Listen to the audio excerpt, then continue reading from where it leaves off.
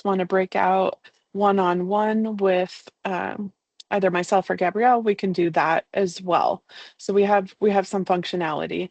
And Gabrielle and I will be available for the next 2 hours to talk to anybody about this grant program. So that's kind of our goal here for the virtual open house. I'm going to go ahead and share my screen, Gabrielle, so that I can drive the slides. And let's get right into it.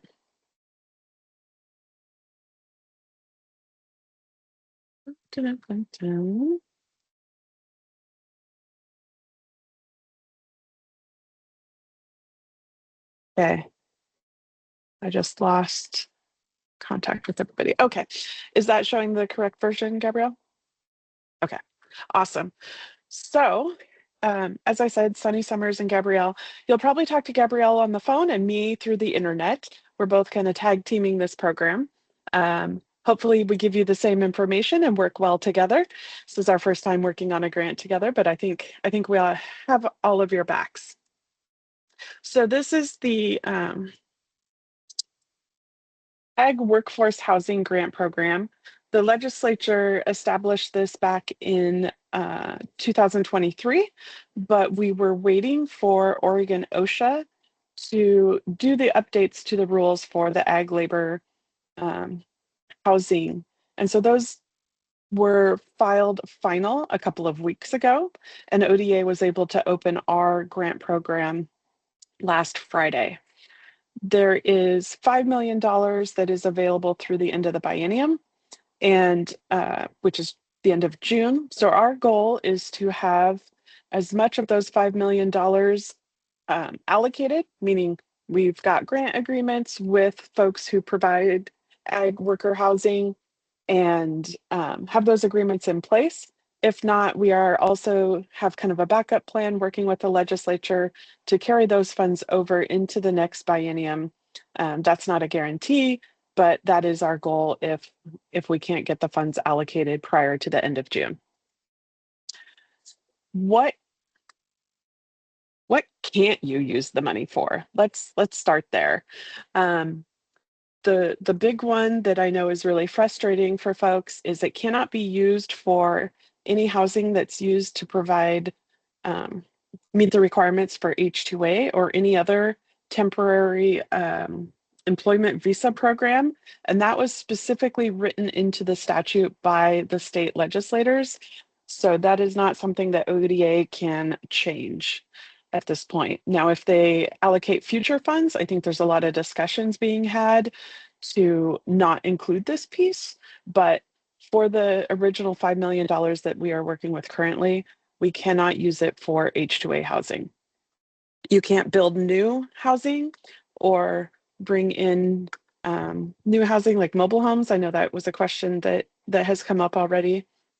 You can't use it for just routine operation or maintenance or purchasing land or existing properties. It's really intended to take current ag workforce housing and bring it up to the new requirements that OSHA has filed. And so because of that, it can't be used for any costs that were incurred before October 1st of last year. That is when OSHA filed their rules as proposed. And so that was the cutoff that we used.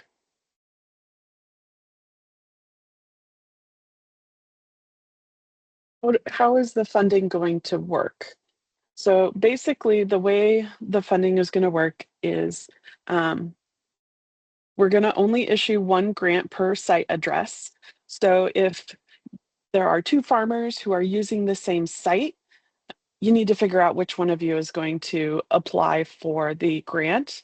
And we don't care if it's the property owner or if it's somebody else who is operating that as ag worker housing and is registered with OSHA.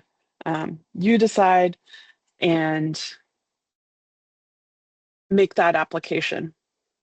The maximum amount that can be issued in the first round of grant funding is $200,000, or the estimated budget, whichever is less. And we can talk about that a little bit more later as well. And then what we're going to do is use a graduated and additive scale. So If we approve your application, we're going to assign a baseline of $10,000 and then additional funds based on the number of occupants you have registered with OROSHA for that site. So an additional 2,000 for the first 1 to 5 occupants, and then another 1,000 for occupants 6 through 10, and then $500 for any occupant above 11. And I don't know about you, but when I start seeing numbers and all of that, my brain starts to kind of shut down a little bit. So I did some math. And Gabrielle checked it, so hopefully we got it right here. But what that means is if you have 5 occupants, you're going to get that baseline of $10,000. And then you would receive an additional $2,000 for each of those 5 occupants. And your grant would be $20,000. Or again, if your budget is less than that, we would do the lower amount. Again, if you had 15 occupants, you're going to get that baseline of 10,000. You would get an additional 10,000 for the first 5 occupants, 5,000 for occupants 6 through 10, and then another 2,500 for occupants 11 through 15, bringing your total maximum to a 27,500.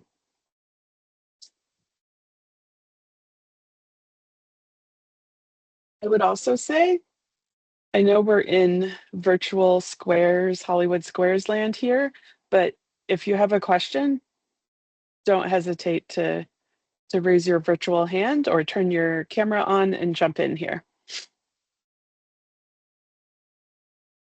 So what do you need to do to apply for these funds? You need to fill out the application form. We have that available on our website. You're going to need a copy of your ag housing registration with OROSHA showing us how many, both that you are currently registered and how many occupants you're registered for. You're going to need to provide us documentation of the costs that you put into the application. And then if you are not the property owner, so again, going back to that situation where 2 producers are using the same housing, and if you are not the person or entity that actually owns the property, but you are applying for the grant, then we have a form so that the property owner knows, we know that you've talked to each other and that we're all in agreement that you're the one applying for that site address.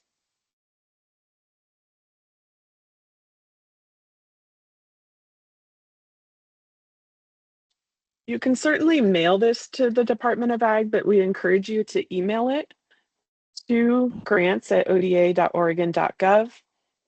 All of the application, any documentation about what things are going to cost, site photos showing what upgrades or changes that you would be making by March 18th.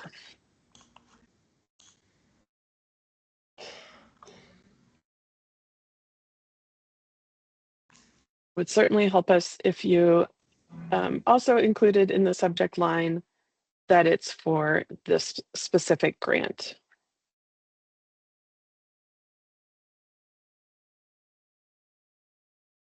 What else do you have to keep in mind? Providing that we have a grant with you, what we're going to do is send you 75% of the approved funds as soon as we have the grant agreement in place. And then you will receive the last 25%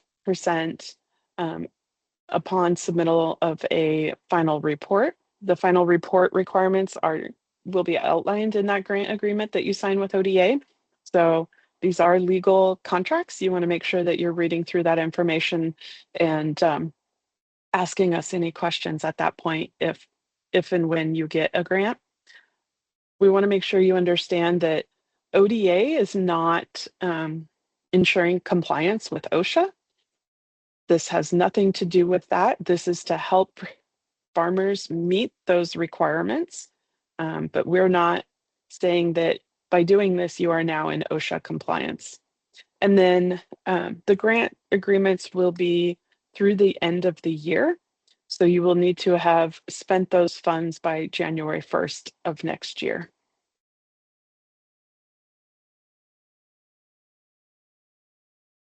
Gabrielle has put a lot of these links in the chat for those who are here virtually.